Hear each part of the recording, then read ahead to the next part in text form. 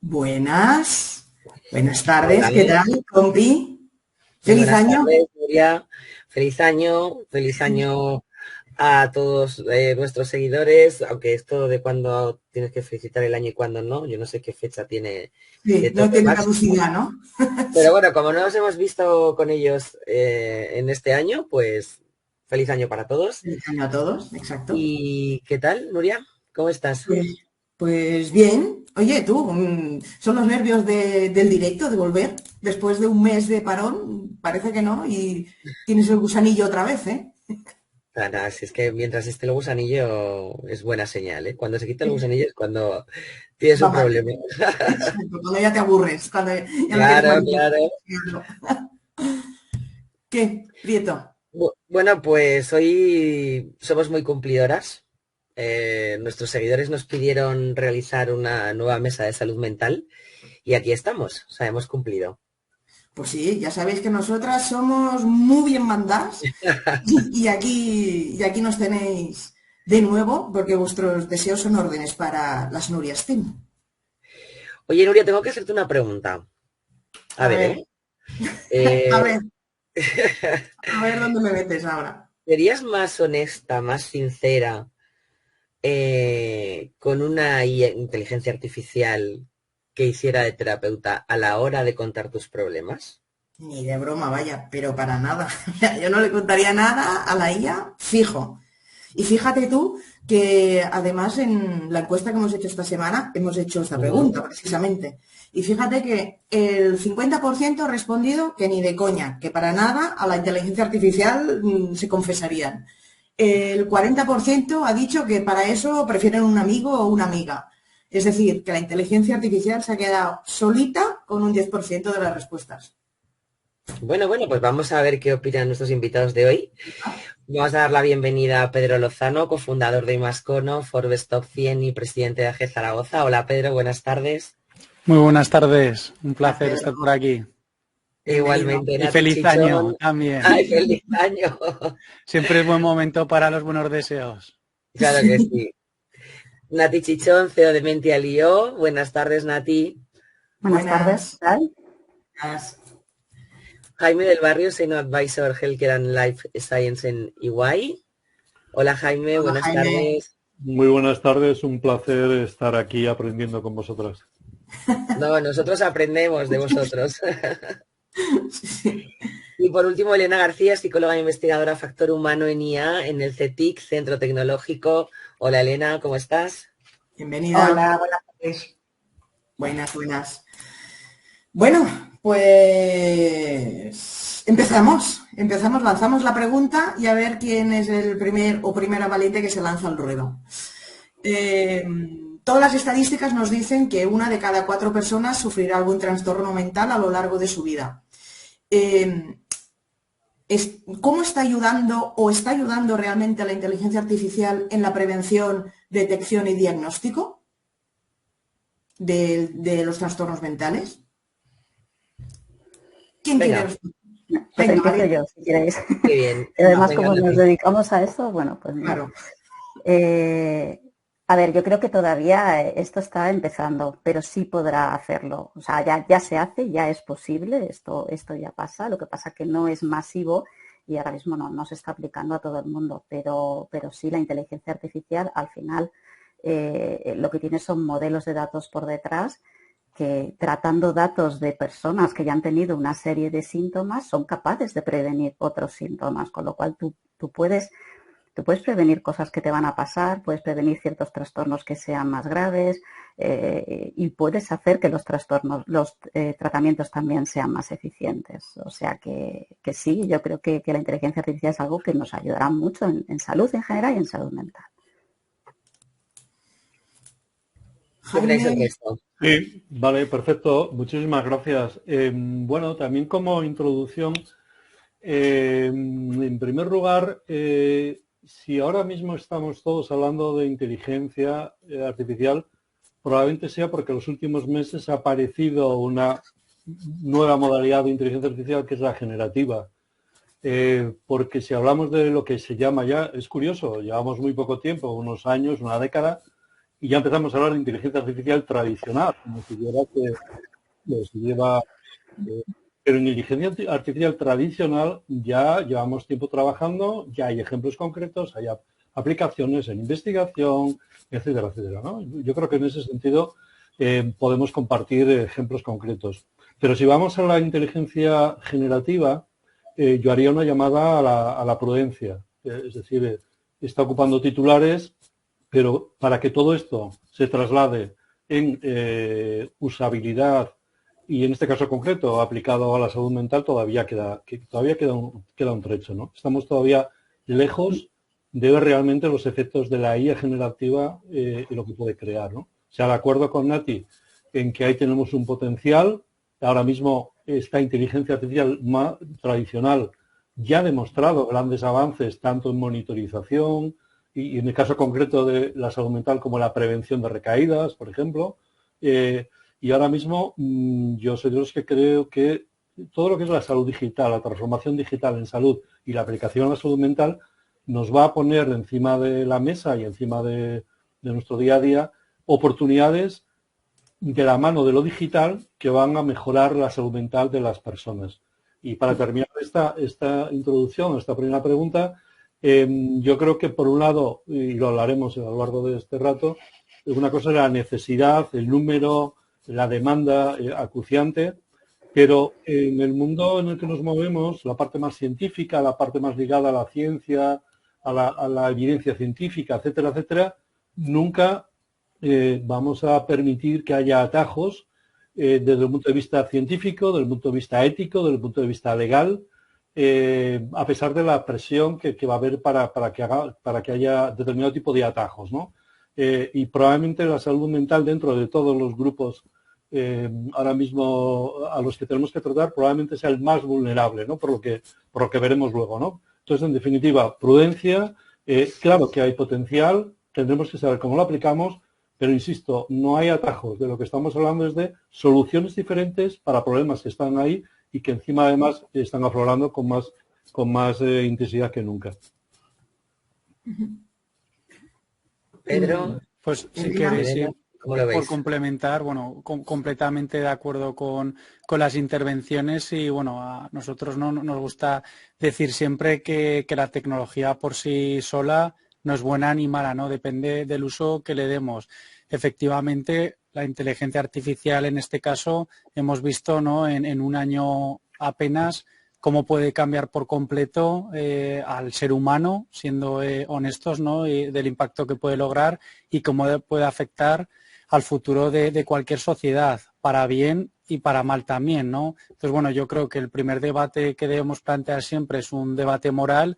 Y por eso hace poco también en un debate en LinkedIn, bueno, en una conversación intervenía y bueno, fue un comentario que tuvo muy buena aceptación y muchos me gusta, que decía algo así como que en un mundo donde la transformación digital lo está transformando todo, debemos centrarnos más en la humanización que en la propia digitalización, ¿no? Y en la construcción y en el desarrollo de la tecnología deben participar perfiles mucho más allá de los técnicos, ¿no? Y aquí hablamos en concreto, hablando de salud mental, pues evidentemente en la construcción de cualquier aplicación tecnológica deberían participar psicólogos, humanistas, personas de las ciencias sociales, historiadores, pues bueno, pues una serie, ¿no? Filósofos de perfiles que creo que son fundamentales para que el sello, ¿no? Y la huella que deje esta nueva generación de tecnología tan revolucionaria realmente sea útil. Y con esa pregunta que planteabais, pues evidentemente,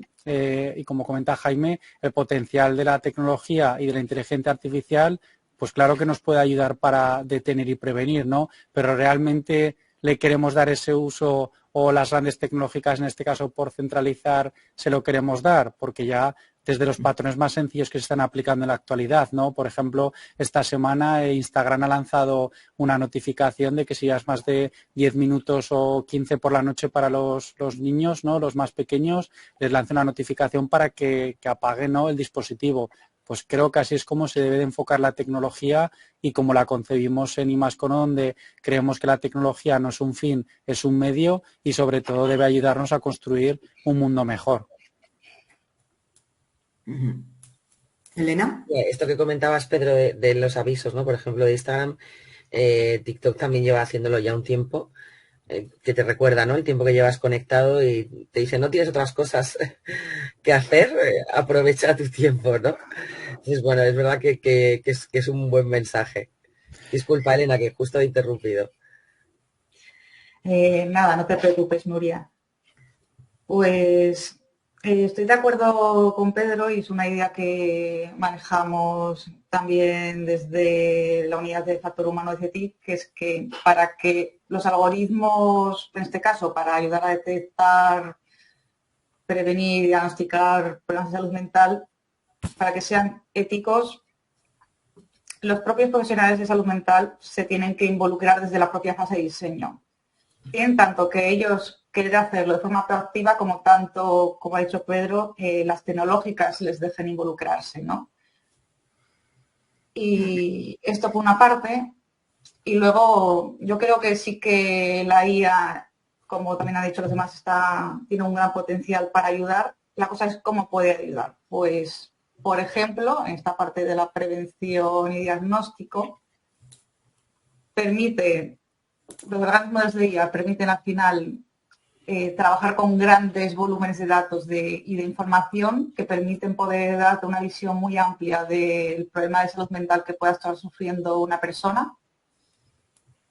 Y esto incluye, además, puede incluir información objetiva del día a día de la persona que tú como profesional en una consulta que lo veas una vez al mes, una vez a la semana, en el mejor de los casos, durante una media hora o una hora, pues es más limitado. Entonces puedes hacer esta información y te la puedes sintetizar y esto además entonces te puede ayudar a tomar decisiones mejor informadas, tanto de la prevención como a la hora de hacer un diagnóstico de un problema. Y respecto a esta detección, en España el suicidio es la primera causa de muerte no natural entre los 15 y los 29 años. O sea, es un dato que pone los pelos de punta, ¿no? ¿Creéis que se podrían detectar conductas suicidas en redes sociales a través de un algoritmo? O sea, esto ya hemos hecho un avance antes sobre este tema en el backstage cuando estábamos justo antes de entrar al directo. ¿Qué opináis? Por supuesto, aquí me anticipo yo si queréis. No hay orden, así que con testigo, Pedro. Este fin de semana, disculpad porque, bueno, no sé si lo visteis y bueno, no sé si se puede hacer publicidad o no, pero vamos, de otros programas de equipo de investigación, que yo la verdad que soy muy fan, ¿no? Y me gusta. Pues bueno, se hablaba de las falsas citas, ¿no? De personas, en este caso estaban en un país de África donde se hacían pasar pues por personas falsas y conseguían recaudar dinero, no sé cómo se llama el programa, falsos amores o algo así, ¿no? Y bueno, pues veíamos la facilidad con la que se pueden crear cuentas falsas y que pueda suplantar la identidad de cualquier persona. Y yo lo debatía con mi mujer y le decía, joder, si tiene una solución muy sencilla, si a día de hoy nos conocen perfectamente Instagram, Facebook, TikTok, Apple, ahora en los aeropuertos que se está debatiendo, tienen toda la información biométrica de nuestras caras, hayamos hecho nuestro escáner 3D o no, simplemente a partir de fotografías. Si una persona en Instagram se crea una cuenta y el algoritmo es capaz de identificar que esa cara ya tiene un perfil creado, ¿por qué no Instagram, en este caso, que era una de las redes sociales que se citaba, por qué no está poniendo medidas para que a continuación le salte una alerta a esa persona y le contacten y digan, oye, se ha creado un nuevo Instagram donde se está utilizando tu cara? ¿Es cierto? ¿Lo conoces? ¿No? Y es tan sencillo como privarlo, ¿no? Ocurre lo mismo con la inteligencia artificial. Realmente tienen tanta información y el ser humano en general no somos conscientes de todos los datos que estamos dejando, que evidentemente la solución está ahí y podemos detectar infinidad de situaciones con esas conductas que pueden tener la tendencia al suicidio, que desgraciadamente no es un terrible problema que estamos viviendo en la actualidad en sociedades pues avanzadas como pues la nuestra, la española, ¿no? Entonces yo creo que el poder está ahí y que realmente hay que cambiar y hay que fomentar también que las empresas apuesten porque la tecnología realmente aporte un bien, ¿no? Y en este caso, pues bueno, es cierto que quizás una regulación ética y de sentido común pues tenga relevancia, ¿no? Y al final creo que hasta el momento hemos vivido en la ciudad sin ley, ¿no? Internet ha sido una ciudad sin ley porque no conocíamos lo que suponía, pero evidentemente después de 20 años somos conscientes del impacto que tiene y cuál es el funcionamiento. Por eso creo que es el momento, ¿no?, de poner sentido común, que no es más. Desgraciadamente el sentido común es el menos común en nuestras vidas, pero creo que hay que dotar y hay que insistir constantemente de que necesitamos ese sentido común, pues para que gracias a la tecnología podamos detectar estas conductas suicidas y gracias a ello podamos prevenirlo y ayudar a esas personas que están en un momento difícil, y que las redes sociales en este caso pues no dejan más que hacer más mal que otra cosa. Sí. Al final ya hay ejemplos de estudios que se han hecho de esto, de proyectos que se están empezando a hacer. O sea, la inteligencia artificial, como dice Jaime, es verdad, la tradicional esta que hablamos, que es verdad que yo no he hecho la puntualización, yo me refería a esta más tradicional, no tanto a la generativa. Al final lo que trabaja es con datos. El problema que tenemos en medicina es que esos datos pues hay que digitalizarlos y hay que juntarlos y tal. Pero las redes sociales ya son nativas en eso, tienen tanta información de uso, de vídeos, de fotos, de texto, que tienen muchos datos para analizar y al final sacan patrones y con patrones tú puedes detectar ciertas cosas. O sea que claro que se pueden identificar ciertos usos o ciertas palabras, ciertas características de personas cuando usan las redes sociales que nos pueden decir que tienen un problema de salud mental o intentar prevenir esta parte del suicidio, ¿no? Y que hablen con un profesional. Elena, Jaime. Sí, Elena, si quieres. O bueno, a ver, suscribo lo que han dicho también tanto Pedro como Nati. Sí que un poco pondría el foco también, ella decía redes sociales nativas, bases de datos, de acuerdo, totalmente de acuerdo.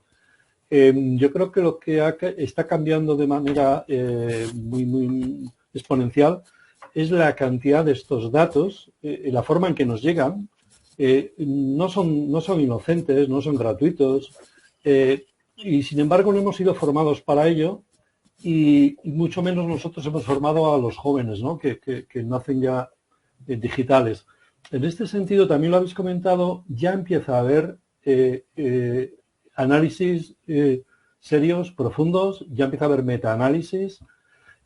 Por poner el foco, por ejemplo, en la salud mental en los jóvenes, en los estudiantes, donde ahora mismo parece que hay unos datos que bueno, tienen que llamar a una llamada urgente y de prevención. Si investigamos la soledad de estos estudiantes, el apoyo social que perciben, los patrones de uso, creencias que tienen, nos sorprendemos que los resultados nos están diciendo que se sienten más solos que las poblaciones estudiantiles típicas, pero aún así perciben un alto apoyo social, es decir, se sienten más solos, lo utilizan y al mismo tiempo se sienten en esa red, ¿no? Antes decía Pedro, humanización, ¿no? Cuando les preguntas cómo ven a eso, antes decía Nuria también, yo que voy a confiar a un terapeuta, preguntemos a los jóvenes y los jóvenes dicen, es mi amigo, es mi terapeuta, es mi espejo intelectual, y cuando incluso les llaman máquina, inteligencia, ser humano, le llegan a llamar, pero a la pregunta, claro que ahora mismo toda esta información bien utilizada puede, sobre todo, estamos todavía en la fase de la diagnóstico, prevención, que todo esto se transforme ya en una terapia digital en salud mental, todavía queda un poquito más, pero ya empieza a haber informes, metaanálisis que indican que el mero hecho de utilizar determinado tipo de herramientas, de plataformas en las que te sientes solo pero acompañado, pueden llegar a prevenir un 3, un 5% de suicidios, ¿no? Porque indudablemente la antesala del suicidio es la soledad, ¿no? Soledad en este caso concreto de los jóvenes, ¿no? Podemos hablar de los mayores y de todo, ¿no? Pero bueno, por poner ejemplos concretos ya empieza a haber evidencia y a la pregunta, claro que sí, que estas plataformas debidamente certificadas, validadas, hechos todos los estudios pertinentes, sí que pueden ayudar a un diagnóstico precoz y a una prevención, en este caso concreto del suicidio. y estoy concretamente refiriéndome a los jóvenes, ¿no? Esto que hablabais antes de que os ha salido en la encuesta que la gente no hablaría con un bot, es que tiene mucho que ver, como decía Jaime, con la edad y con la cultura, ¿eh? Porque aquí vivimos en España y somos muy de personas y de abrazarnos, pero justo el otro día leía un estudio en Estados Unidos que recalca lo que dice Jaime, que a personas con mucha soledad esta clase de asistentes le están ayudando y a los jóvenes también. O sea que, bueno, hay que verse también en esa situación y no... Un problema de esa clase de asistentes es que tengas mucha dependencia con ellos, que todo hay que saber utilizarlo y tener un uso en regla, ¿no? Pero estas personas lo que decían es que les habían ayudado a hacer mejores relaciones con personas, no a crear esa dependencia. Aunque es verdad que hay un problema muy grande con las redes sociales con los jóvenes, ¿eh? Por eso al final tenemos un potencial de poder utilizarlo muy bien y un mal uso que se puede hacer de la tecnología, ¿eh? No todo. Justo sobre esto, Nati, hablaremos después del tema de los bots con soledad, ¿no? Porque es un tema súper interesante. Y solamente quería hacer la aclaración para nuestros seguidores que la encuesta que nosotros hemos lanzado por un tema de target que estabas comentando ha sido en LinkedIn. O sea, tenemos en cuenta el perfil de la mayoría de usuarios de LinkedIn, pues lógicamente no estamos hablando de un perfil ni teenager ni adolescente, ¿no? Entonces simplemente era esa puntualización. Elena, ¿quieres añadir algo? Sí. Mis compañeros han comentado la potencial utilidad de esos algoritmos para prevenir conductas suicidas, detectarlas en las redes sociales. Yo aquí querría hacer una llamada a ser críticos, porque la clave aquí es quizá de qué datos se nutren estos algoritmos. Tenemos que pensar qué datos vienen de las redes sociales. Las personas, cuando publican sus redes sociales, publican un sector muy concreto de su realidad. Nosotros en las redes sociales publicamos lo que queremos que sepan los demás de nosotros. Entonces, un algoritmo va a nutrirse solo de esa información, de lo que nosotros queremos que sepan de nosotros. Entonces, puede ser útil, sí, es informativo, sí, pero creo que ese profesional experto que utilice luego ese algoritmo para detectar tendencias suicidas, valorar si esa información es válida, es útil para él o realmente le sirve para apoyarse. ¿Sí? No, que no sé si ha terminado Elena, perdón. Quería añadir que ya una cuestión ética, que también la ha ido comentando Pedro. El reto es cómo integramos la tecnología con la capacidad de ayudar a los demás. Vale, monitorizamos a alguien su comportamiento en las redes sociales, pero por mucho que, por ejemplo, sea un perfil público de Twitter mismamente, bueno, ahora X,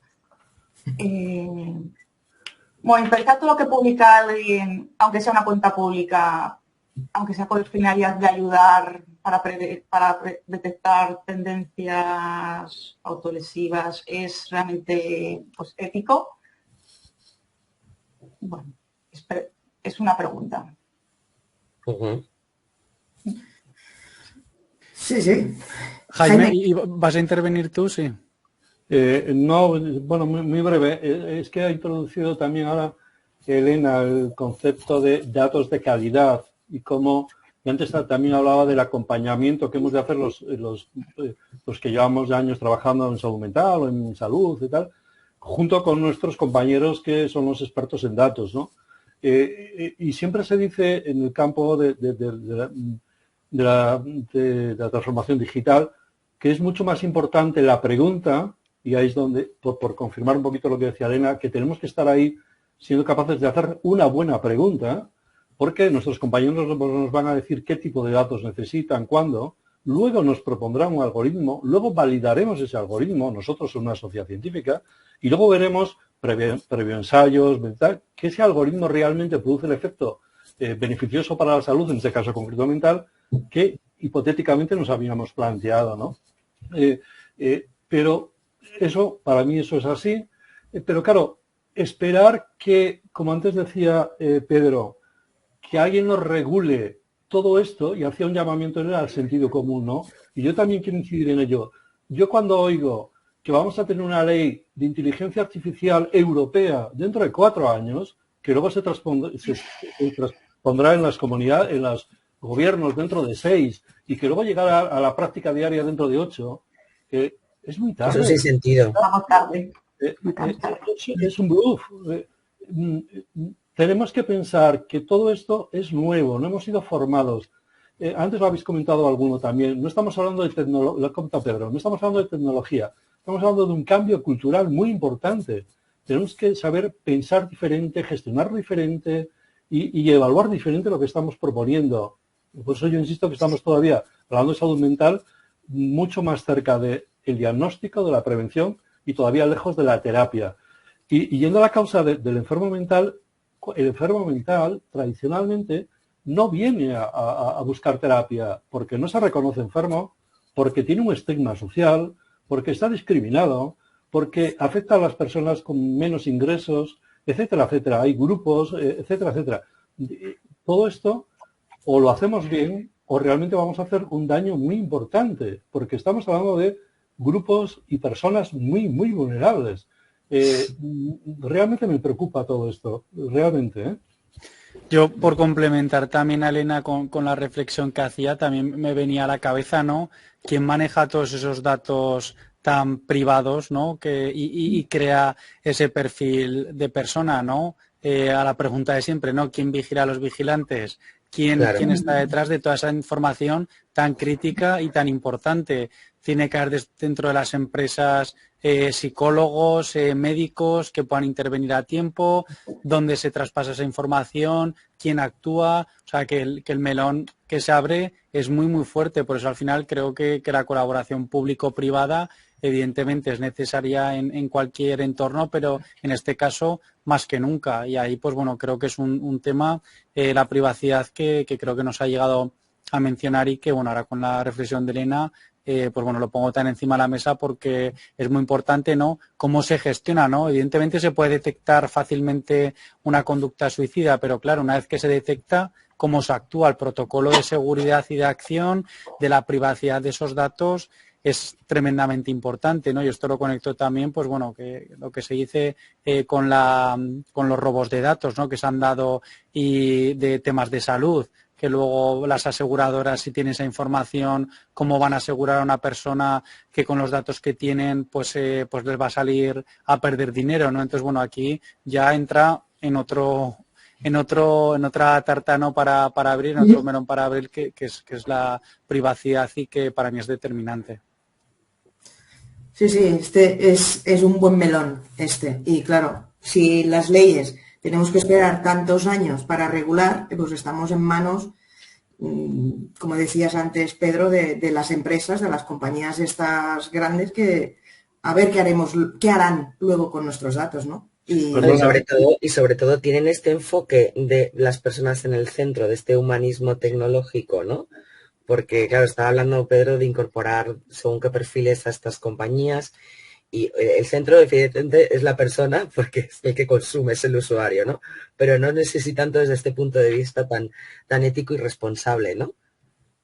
Hombre, pues para muestra un botón. Twitter, lo que ahora es X, eliminó su centro de su comité de ética y todo eso. O sea que no sé yo los datos que recogen de allí, ¿qué van a hacer con ellos? Pero bueno, sigamos con las preguntas. Sabemos que todas las estadísticas también nos lo dicen, ¿no? Que en los últimos años cada vez más se consumen más psicofármacos para gestionar el malestar, etcétera, y el estrés y mil historias más, ¿no? De salud mental. ¿Creéis que de alguna manera estas tecnologías pueden ayudar a reducir este consumo de fármacos aplicando otro tipo de terapias? ¿Nati? Yo me tiro a la piscina. Sí, yo creo que sí. A ver, todo lo que sea intentar prevenir ciertos trastornos o que empeoren o con todos los diagnósticos precoces que nos puede ayudar la tecnología, esto siempre va a hacer que se reduzca la farmacología, ¿no? Si al final no tienes que llegar a un momento en que te tengas que medicar y se puede tratar de otra manera, pues ahí sí que va a ayudar. Pero yo también creo que en la parte de tratamiento, de que la tecnología nos ayude a hacerlo más personalizado y más efectivo, creo que eso sí es posible. Jaime decía, oye, tengo dudas de si en el tratamiento esto... Yo, a ver, creo que estamos pensando siempre que es que la inteligencia artificial tiene que sustituir a los profesionales y nada más lejos de la realidad. Para mí, la tecnología en general, no solo la inteligencia artificial, o sea, es algo que mejora el trabajo de los profesionales, no que tiene por qué sustituirlos. Entonces, si al final un profesional, un psiquiatra, un psicólogo, puede trabajar con más información, puede trabajar con un guión, pues siempre podrá hacer su trabajo mucho mejor, mucho más informado que si lo hiciera sin datos, ¿no? Es igual de humano, pero tiene muchas más herramientas para hacerlo mejor. Con lo cual yo creo que aquí la inteligencia artificial también nos puede ayudar a encontrar la mejor manera de hacer un tratamiento para cada paciente y que sea más personalizado y así tener que depender menos de los fármacos.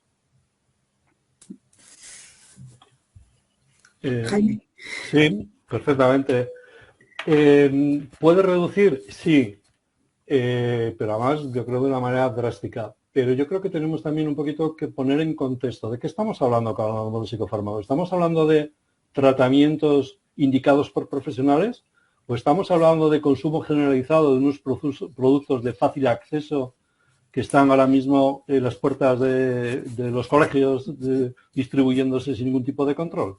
Que esos son los que realmente hacen el volumen, porque estamos hablando de... si preguntamos ahora mismo a quienes nos están siguiendo, ¿quiénes creéis que invierten más en nuevos medicamentos? Pues rápidamente dirán las farmacéuticas. Pues no. Hace ya 6, 7, 8 años que quien más invierte en nuevas moléculas son las que antes decíamos, que son las tecnológicas. Las tecnológicas están invirtiendo en salud, cada una de ellas más que el presupuesto en sanidad de cualquier país industrializado. Y están invirtiendo porque esperan recuperarlo en terapias, en dispositivos, en apps. Es decir, ahora mismo una terapia cognitivo-conductual, como decía Nati, perfectamente prescrita, ahora mismo tiene un itinerario. Si eso ahora mismo yo se lo coloco al paciente en su teléfono móvil, que ese sí que le tiene encima, te aseguro que va a reducir de manera drástica el consumo de medicamentos. Tenemos ejemplos cercanos. Ahora mismo los diabéticos ya tienen dispositivos en sus brazos que les permiten acompañar la dosificación, la ingesta, etcétera, etcétera, de una manera ahora mismo ya natural. Hace muy poquito nos llamaba la atención. Ahora, entonces, en la medida que seamos capaces de ir introduciendo en el teléfono inteligente, porque nos lo van a poner ya al alcance. Otra cosa, insisto, es que tiene que estar validado y que realmente produzca los efectos beneficiosos para el paciente que se supone. Y ahí vamos a tener unos años de una lucha muy grande contra el fraude, contra el engaño, contra la utilización de la vulnerabilidad de este tipo de pacientes, ¿no? Que no va a tener acceso al sistema sanitario ni público ni privado, por diferentes razones que todos conocemos, y se van a ver que necesitan algo. Y lo que van a tener cerca en su bolsillo es un móvil, independientemente de su situación social, un móvil. Y en el móvil van a tener productos, subproductos. Entonces, a la pregunta, ¿va a haber ahí terapias digitales dirigidas a pacientes con sí? Todo lo que va a haber, yo creo que va a haber unos años de mucho ruido, y tenemos que ser los profesionales, las sociedades científicas, las autoridades, tenemos que ser muy, muy beligerantes porque precisamente van dirigidos a los más vulnerables. Pero estamos hablando de grandes bases de datos con un retorno económico inimaginable. Luego, por lo tanto, atención y volvamos al sentido común y volvamos a que no somos inocentes en todo esto que está pasando. Elena, Pedro. Pues a raíz de lo que ha comentado Jaime de empresas tecnológicas que nuestras plataformas y que al final el móvil es lo que la persona tiene siempre encima, y se está utilizando ya para ayudar al monitoreo y tratamiento de algunas enfermedades, sobre todo crónicas. Es importante que quizá la persona o el profesional que elija plataformas estas de salud digital, pues aprenda a ser crítico y seguir por plataformas que estén apoyadas en la evidencia, porque las empresas que están creando este tipo de plataformas de salud digital y se están apoyándose en la evidencia se muestran, se interesan mucho por mostrar que lo hacen. También quizá las que están dentro de Europa, como aquí tenemos una normativa regulatoria un poco más estricta, seria, puede ser un buen punto de partida. Y luego, que podrán ayudar a reducir el consumo de fármacos aplicando otro tipo de terapias. Sí, aunque, bueno, yo siendo psicóloga, una palabra que tenemos mucho en psicología es depende. Dependerá del tipo de fármaco, del uso del fármaco, como ha dicho Jaime, no es lo mismo un uso generalizado, discriminado para tratar cualquier cosa que un uso de un fármaco que tenga mucho sentido en algún trastorno mental grave, y además dependerá de las necesidades de la persona. Una aplicación concreta que se me ocurre de cómo reducir el consumo de fármacos, pues imaginemos una persona con un trastorno de ansiedad que empieza a tomar ansiolíticos y pastillas para dormir y luego pues se soluciona su problema de ansiedad, pero sigue tomando los fármacos porque le han generado una dependencia. Sabemos que los fármacos para dormir generan bastante dependencia física y psicológica. Entonces, se va iniciando una retirada paulatina, ¿no? Pero claro, la retirada paulatina de este fármaco puede ser angustiante para la persona que ya tiene asociado mi pastilla a dormir. Entonces, quizá aquí una plataforma móvil que, como ha dicho Nati, sea personalizada a la situación del paciente puede ayudar mucho. Por ejemplo, pues ayudando a la retirada, puede aprender cuáles son sus horas de dormir, y entonces a las horas de dormir le manda recordatorios de ejercicios de meditación o relajación que sepa que le pueden gustar a la persona. Y entonces eso puede ser un acompañamiento para en el día a día ir retirando el fármaco, por ejemplo. ¿Me permites un segundo, Pedro? Por supuesto, Jaime.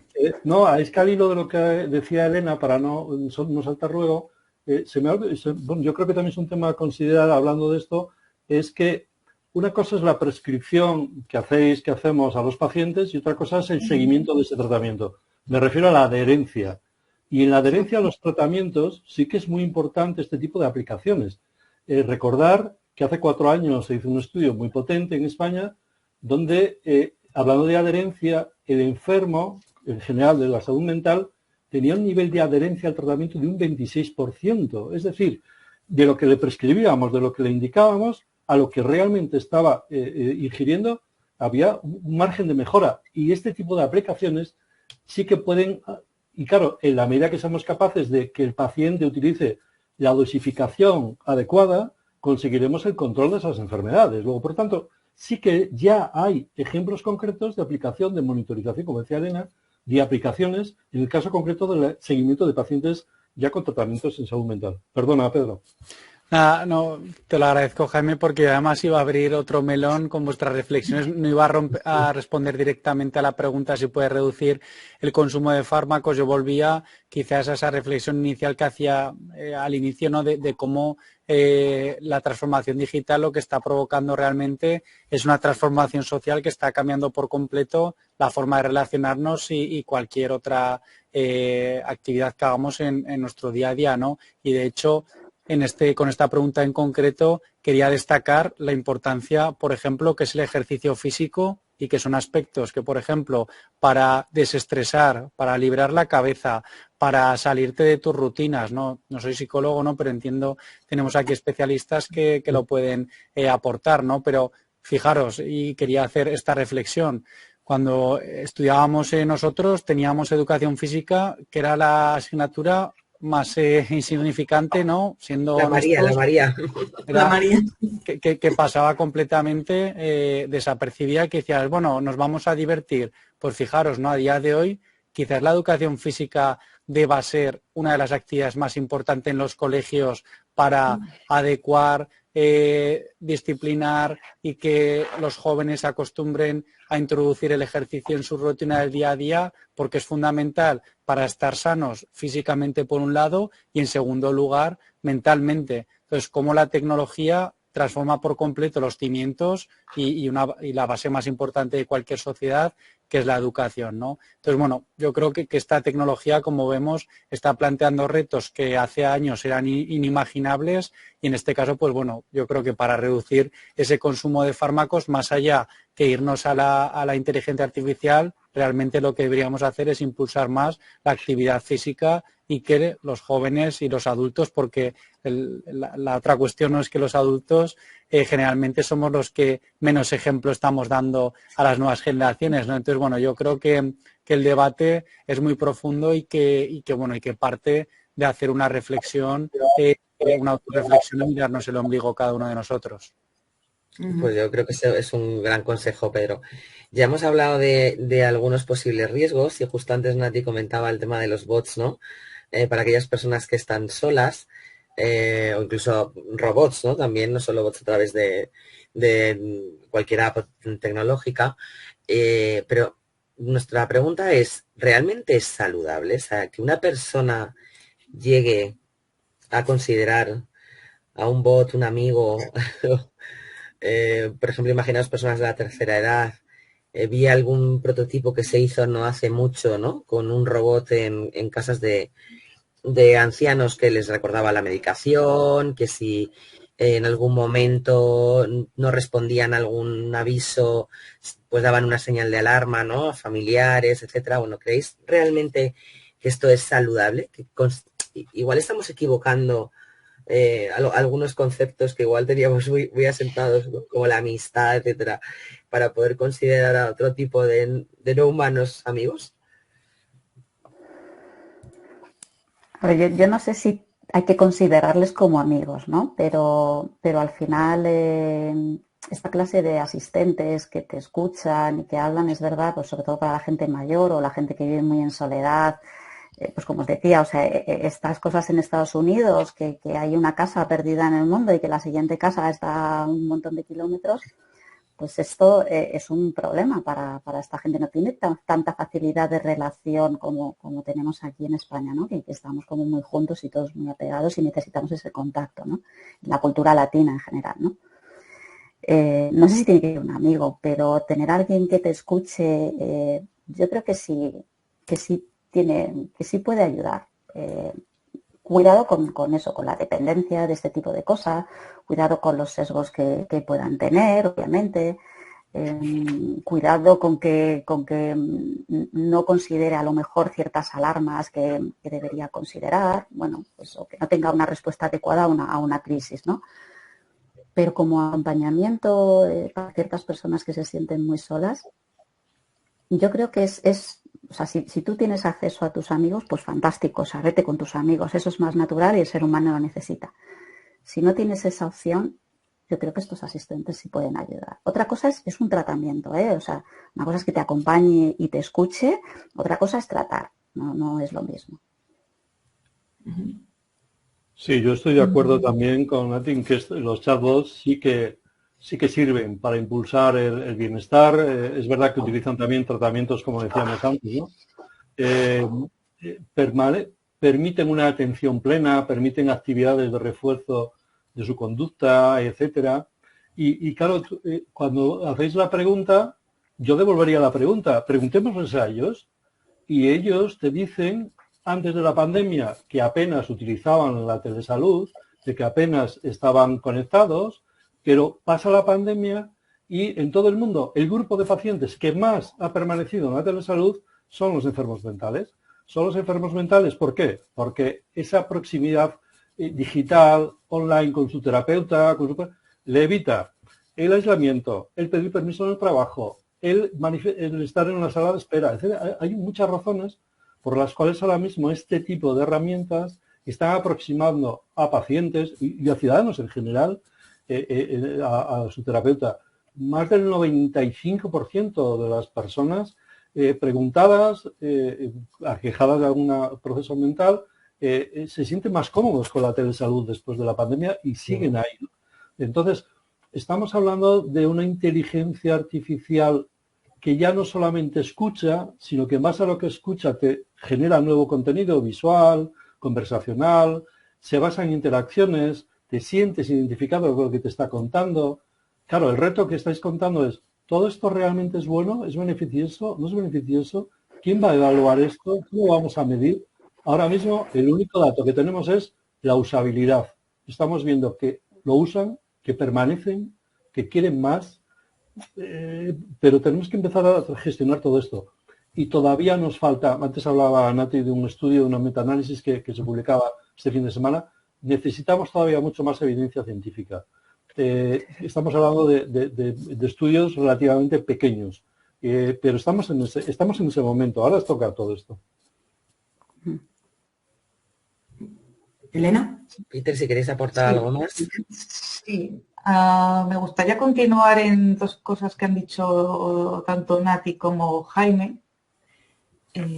Nati ha mencionado que hay que tener cuidado que puedan generar dependencia estos amigos virtuales.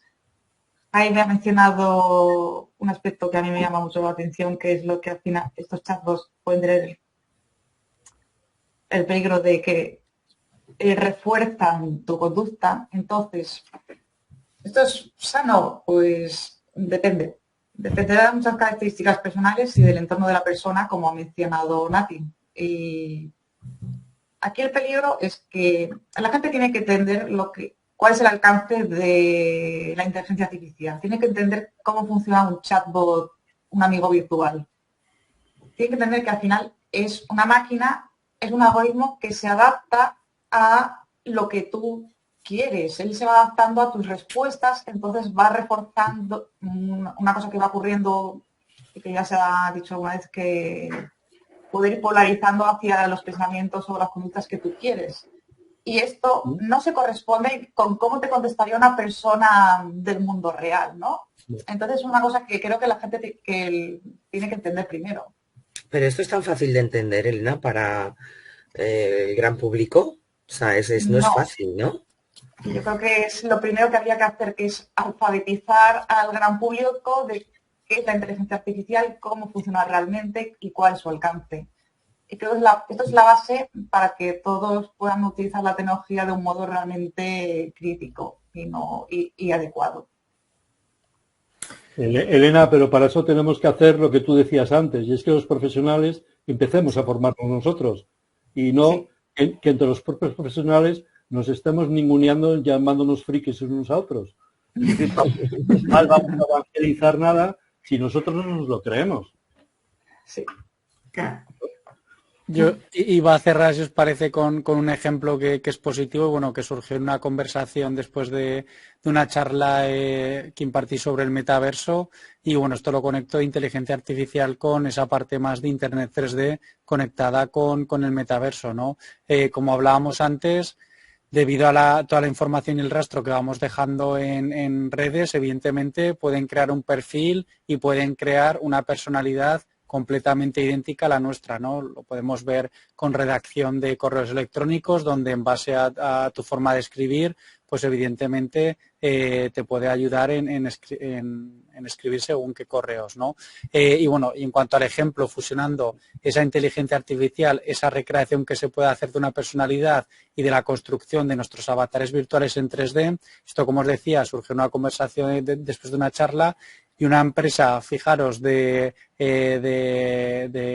enterrar, bueno, personas, ¿no? Una funeraria, me decía que veían un potencial interesante en la realidad virtual para combatir, creo que le llamó, el síndrome del marinero, que era las personas que no habían podido despedirse de pues el marinero o la marinera que había fallecido en alta mar, pero que eso le llamaban el síndrome del marinero, pero que podría ser, oye, cualquier accidente, que evidentemente desgracias hay continuamente, y donde ahí entramos ya en psicología, Elena, que las personas, ¿no?, pues tienen, ¿no?, un trauma de no haberse podido despedir de esa persona, ¿no? Pues fijaros, si somos capaces de crear con inteligencia artificial, siendo capaces de recrear esa personalidad, y con la parte del 3D siendo capaces de recrear ese avatar, pues bueno, en este caso la tecnología tendría un fin positivo y esos psicólogos para combatir esa serie de traumas pues podrían apoyarse en la tecnología para que las personas pudieran despedirse, ¿no? Y cerrar una etapa no terriblemente cruel. Entonces, bueno, yo creo que siempre o intento buscar o encontrar siempre el lado positivo y en este caso creo que es un buen ejemplo de cómo esos avatares virtuales con inteligencia artificial pues pueden ayudar en un punto muy concreto. Sí, en este sentido, Pedro, yo recuerdo un caso de una madre de Corea, ¿no? Que con realidad virtual se despidió de su hija que, bueno, hizo este ejercicio de despedida de su hija que había fallecido, ¿no? La niña. Que fue Total, bastante sí. polémico, además.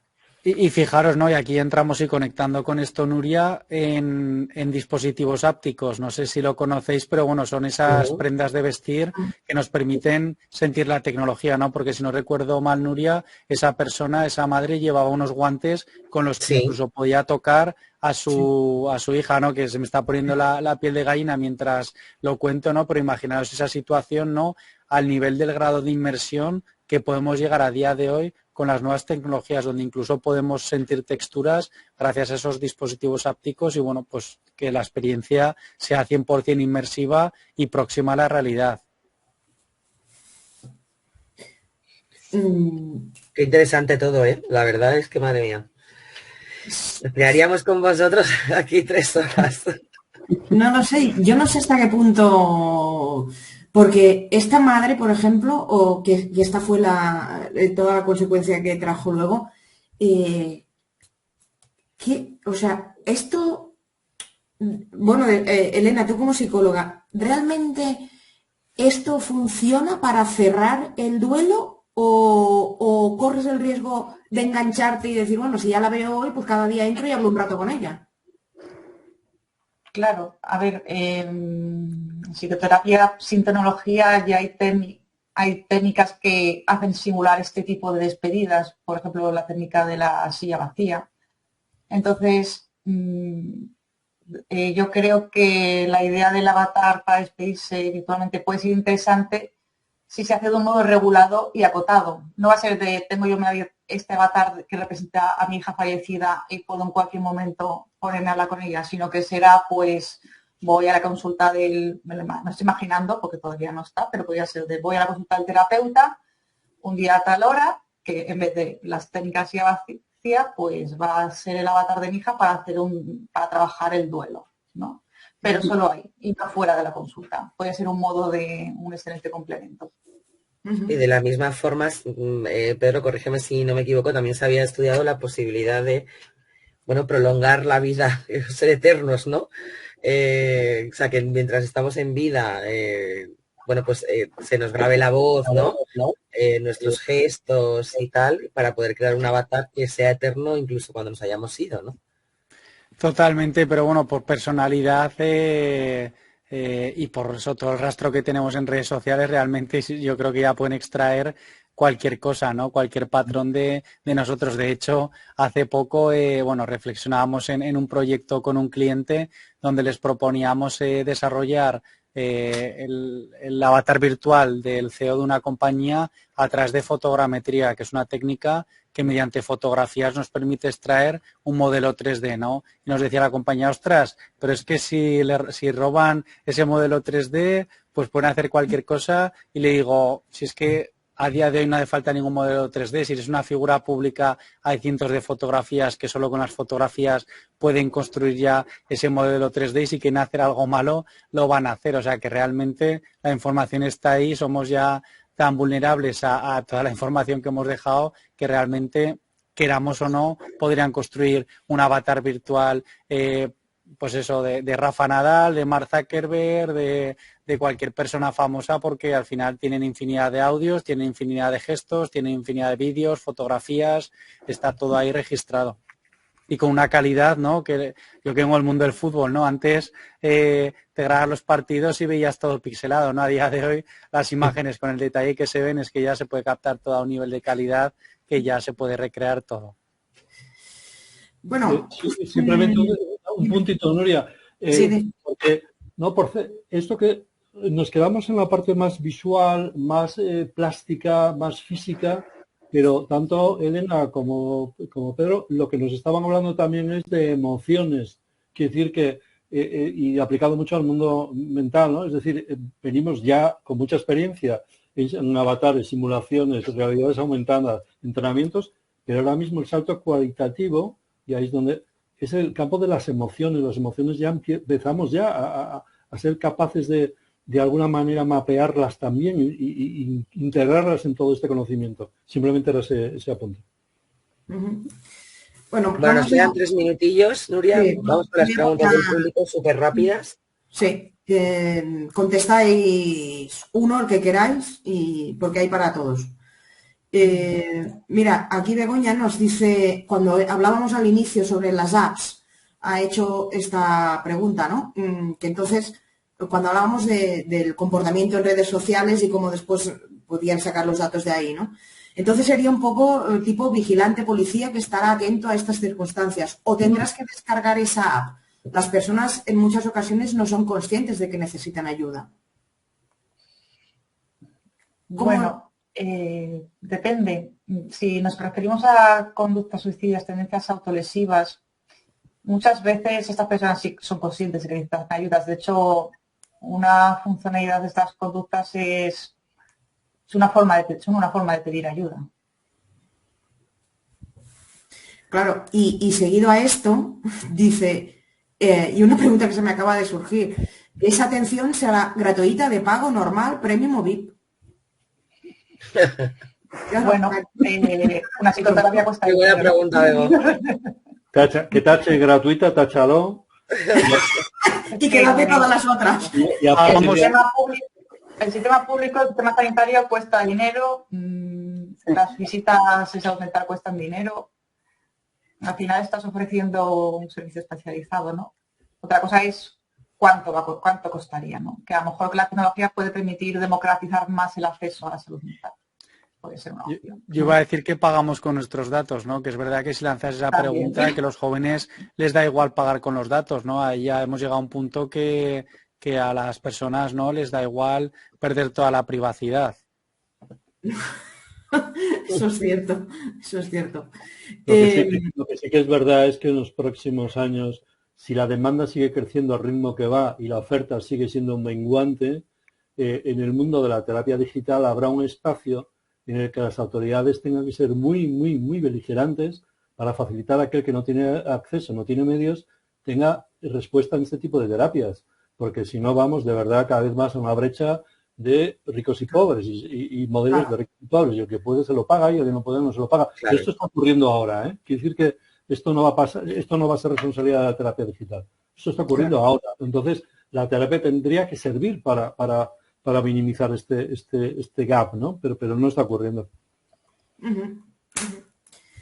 Y os meto una así rápida última para que me la conteste alguien. ¿La inteligencia artificial puede generar problemas de salud mental? ¿Y cómo hacer para que eso no ocurra? Si es que los produce, claro. Pues mira, yo diría que completamente... Dito, Elena. Vale, Pedro. Vale.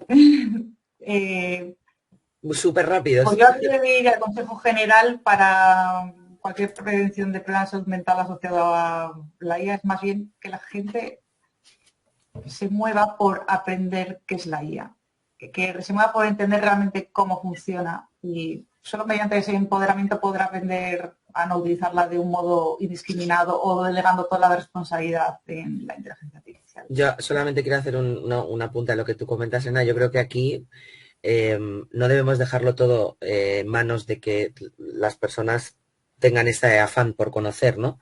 Sino que es una responsabilidad de instituciones, organizaciones, empresas, ¿no? Formar, dar toda esta educación, ¿no? Digital a nivel general, ¿no? Bueno, y ya nos hemos pasado un minuto, que somos súper puntuales nosotras y nuestros invitados también lo son. Hoy sí. Y nada, simplemente nos quedamos sin tiempo. Muchísimas gracias a todos los que nos habéis acompañado esta tarde. Muchísimas gracias a Elena, a Pedro, a Jaime, a Nati. Ha sido un placer. Hemos aprendido muchísimo con vosotros. Os esperamos el próximo 29 de febrero con un tema muy, muy necesario. Y más hoy que el Senado ha aprobado la reforma del artículo 49 de la Constitución española. Nuestro tema será inclusión y diversidad. Y la pregunta que lanzamos es, ¿pueden estas tecnologías favorecer la inclusión o, por lo contrario, crearán aún más desigualdades? Lo veremos. Hasta pronto, muchas gracias. Hasta pronto. Chao. Muchísimas gracias.